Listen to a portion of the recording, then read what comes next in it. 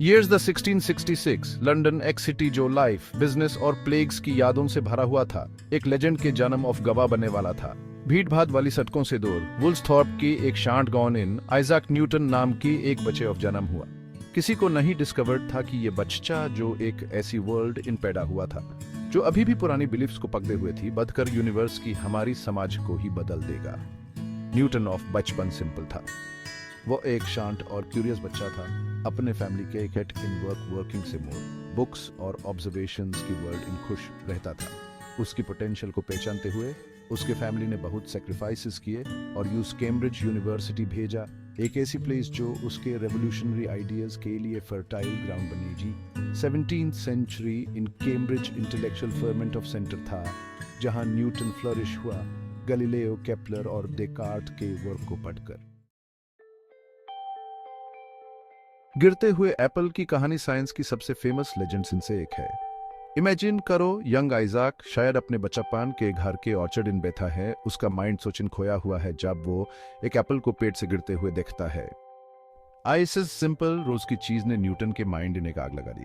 वो थिंकिंग लगा, चीजें हमेशा नीचे क्यों गिरती अबाउट? क्या कोई अनसीन फोर्स, एक यूनिवर्सल पुल हो सकता है जो एवरी चीज के मोशन को कंट्रोल करता है? ये सवाल न्यूटन ऑफ ऑब्सेशन बन गया, जिसे यूं सालों तक इंटेंस स्टडी और कंटेम्पलेशन करना पड़ा। न्यूटन के सालों की इंटेंस स्टडी ऑफ नतीजा उनकी मास्टरपीस द फिलोसोफिया नेचुरालिस प्रिंसिपिया मैथमेटिका इन निकला, जो 1687 इन पब्लिश हुई। आइसिस मॉन्यूमेंटल वर्क ने उनके मोशन के ये 3 लॉज को सामने रखा, जिसे हमेशा के लिए यह बदल गया कि हम चीजों के मूव वर्किंग और इंटरेक्ट वर्किंग को कैसे अंडरस्टैंड अबाउट। पहला law, the law of inertia, यह बताता है कि एक ऑब्जेक्ट रेस्ट इन रहेगा जब तक उस पे कोई एक्सटर्नल फोर्स अप्लाई न किया जाए, और एक ऑब्जेक्ट मोशन इन रहेगा जब तक उस पे कोई अनबैलेंस्ड फोर्स अप्लाई न किया जाए।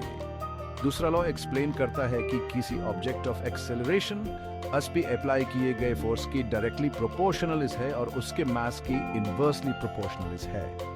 फाइनली तीसरा लॉ, जिसे अक्सर कहा जाता है कि एवरी एक्शन ऑफ एक इक्वल एंड ऑपोजिट रिएक्शन है, यह बताता है कि फोर्सेस हमेशा पेयर्स इन एग्जिस्ट करते हैं। अबाउट न्यूटन की जीनियस आसमान तक पहुंची, जहां उन्होंने इन लॉज को प्लैनेट्स और मून्स के सेलेस्टियल डांस पर अप्लाई किया, जिससे उनका लॉ ऑफ यूनिवर्सल ग्रेविटेशन बना। इमेजिन करो ये सीन, आइजैक न्यूटन एक कंपैरेटिवली यंग आदमी, डिस्टिंग्विश्ड साइंटिस्ट और फिलोसोफर्स की गैदरिंग के सामने खड़ा है।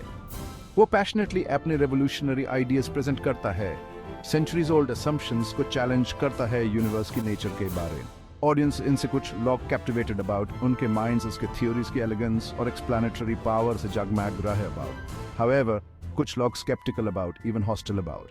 न्यूटन के आइडियाज अपनी टाइम के लिए बहुत रेडिकल थे। वो एक ऐसे यूनिवर्स ऑफ प्रपोजल रख रहे जो प्रिसाइज मैथमेटिकल लॉज से गवर्नेंस है और इनविजिबल फोर्सेस से जो वास्ट डिस्टेंसेस तक वर्क करते अबाउट। इसने प्रिवेलिंग एरिस्टोटेलियन व्यू को चैलेंज किया, जो ऑलमोस्ट 2000 ईयर्स तक वेस्टर्न थॉट को डोमिनेट कर रहा था। ग्रेविटी ऑफ कॉन्सेप्ट स्पेशली बहुत से लोगों के लिए एक्सेप्ट करना डिफिकल्ट था, जिसे एज ए क्वेश्चंस उठ रहे थे जिनके जवाब खुद न्यूटन भी कंप्लीटली नहीं दे सकते थे। वाइल न्यूटन को फिजिक्स इन उनके ग्राउंड ब्रेकिंग वर्क के लिए जाना जाता है, उनकी जीनियस ग्रेविटी और मोशन की रियल्म से बहुत आगे तक थी। वो एक ट्रू पॉलीमैथ थे, एक रेनेसांस मैन जो एनलाइटमेंट के डॉन इन पैदा हुआ था। मैथमेटिक्स इन न्यूटन को independently calculus develop working of credit दिया जाता है, जो चेंज और मोशन को समझने ऑफ एक पावरफुल टूल है। कैलकुलस ने वो मैथमेटिकल फ्रेमवर्क प्रोवाइड किया जिसने उनके laws of motion and gravitation को अंडरपिन किया।